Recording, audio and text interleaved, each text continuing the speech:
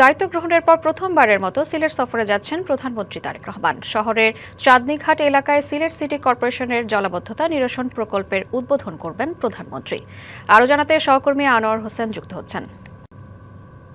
আনোয়ার, প্রকল্পের উদ্বোধনের প্রস্তুতি কেমন দেখছেন জানাবেন।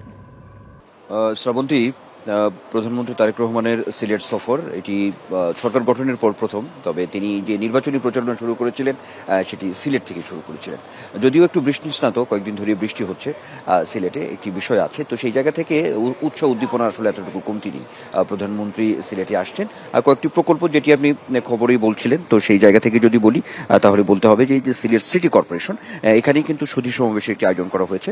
অর্থাৎ এখানেই তিনি আসলে বক্তব্য রাখবেন এমনটা। অর্থাৎ এখানে সিলেট সিটি কর্পোরেশন এলাকায়, অর্থাৎ এই যে সুরমা নদীর উভয় পারে সৌন্দর্য বর্ধন সহ বন্যা প্রতিরোধী অবকাঠামো নির্মাণ প্রকল্পেই মূলত একটি ভিত্তিপ্রস্তর স্থাপন তিনি করবেন। এই উপলক্ষেই মূলত এই সুধী সমাবেশ। আর যে তথ্যের জায়গা থেকে যদি বলি তাহলে সিলেট উসমানী আন্তর্জাতিক বিমানবন্দরে বিমানযোগে প্রধানমন্ত্রী 10টা নাগাদ তিনি এসে এখানে নামবেন এবং তারপরই হযরত শাহজালাল রহমতুল্লাহের মাজার জিয়ারত করবেন। জিয়ারত শেষেই তিনি সিলেটের যে প্রাণকেন্দ্র সুরমা নদীর পাড়ে চাঁদনী ঘাট যে এলাকা, সেখানেই মূলত এই সিটি কর্পোরেশনের যে গৃহীত যে একটি প্রকল্প, অর্থাৎ জলবদ্ধতা নিরসনে, সেই প্রকল্পের ভিত্তিপ্রস্তর স্থাপন করবেন এবং সেইটি শেষেই এই সিলেট সিটি কর্পোরেশন এসে সুধী সমাবেশে তিনি বক্তব্য রাখবেন। এই বক্তব্যটি শেষ করে তার যে আরেকটি যে কর্মসূচি রয়েছে সেটি হচ্ছে যে এই সিলেট সদরেই কাশীপুর ইউনিয়ন, সেখানে বাসি একটি নদী আছে, বাসিয়া নদী, সেই নদী পুনঃখনন করবেন, সেই একটি আছে। আর সবচেয়ে যেটি আলোচনার জায়গা মূলত শ্রাবন্তী বলতে গেলে সেটি হচ্ছে যে এই নতুন করে স্পোর্টস যে কর্মসূচি উদ্বোধন করবেন প্রধানমন্ত্রী, যেটি নিয়ে খুব আলোচনার জায়গা তৈরি হয়েছে। যদি একটু বলি ইতিহাসের জায়গা থেকে, যে 80-র দশকে যে নতুন করে যেটি চালু হয়েছিল, অর্থাৎ সেটি মূলত সংস্কৃতি অর্থাৎ কালচারালি যে প্রতিযোগিতাটা, সেটিকেই এখন স্পোর্টসে অর্থাৎ ক্রীড়াঙ্গনে নিয়ে আসা হয়েছে। যে নতুন করে স্পোর্টস, এটি শুভ সূচনা করবেন প্রধানমন্ত্রী। আর সেটির একটি অপেক্ষা আছে, একটি ঐতিহাসিক যাত্রাও বলা চলে। যে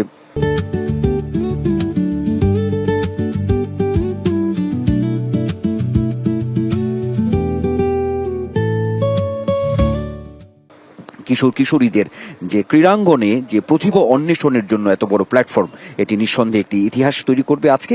আর যেটির আসলে যে ফলপ্রসূতার যদি জায়গা থেকে বলি তাহলে ঠিক নতুন করির মতোই এই যে প্ল্যাটফর্মটি, অর্থাৎ নতুন করি স্পোর্টস, এটি একটি জায়গা মাইল ফলক তৈরি করবে বলেই আসলে বিভিন্ন মহল থেকে বলা হচ্ছে। তথ্যের জায়গা থেকে বলতে গেলে কিশোরী অর্থাৎ 12 থেকে 14 বছর বয়সী যে সারা দেশ থেকে অর্থাৎ ক্রীড়াঙ্গনে প্রতিভাকে বের করে নিয়ে আসার যে কর্মযোগ্য, এটি একই সঙ্গে এই সিলেট জেলা স্টেডিয়াম থেকেই মূলত এই কার্যক্রমের উদ্বোধন করবেন প্রধানমন্ত্রী। একই সঙ্গে ভার্চুয়ালিও তিনি যে অন্যান্য যে সারা দেশের যে স্টেডিয়ামগুলো আছে সেখান থেকে যে প্রতিযোগী যারা আছে, যারা আজকে সেখানে অংশগ্রহণ করবেন, সেটিও তিনি এই ভার্চুয়ালি তাদের সঙ্গে একটি সংযুক্ত হবেন, এমন একটি তথ্য আছে। আর আরেকটি বলতে চাই যে এই স্পোর্টস অর্থাৎ নতুন করে স্পোর্টসের জন্য যে রেজিস্ট্রেশন করা হয়েছিল, সেই জায়গা থেকে 1,60,000-এর উপরে যে কিশোরী তারা রেজিস্ট্রেশন করেছে। তো সেই জায়গা থেকে সিলেটই হচ্ছে সর্বোচ্চ, অর্থাৎ 15,000-এর বেশি।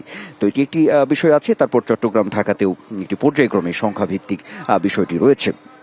আর সব মিলিয়ে যে সরকারের যে প্রতিশ্রুতির যে জায়গাগুলো রয়েছে, সেই যে প্রকল্প বা আগেও আমরা দেখেছি যে ক্রীড়াঙ্গন থেকে শুরু করে অর্থাৎ এই যে উন্নয়নের যে বিষয়গুলো রয়েছে, ইশতেহারে বিএনপির দলীয় পর্যায়ে যে বিষয়গুলো ছিল, সেই বিষয়গুলোকে সামনে এনেই প্রধানমন্ত্রী একের পর এক কাজগুলো করছেন, প্রকল্পের উদ্বোধন করছেন।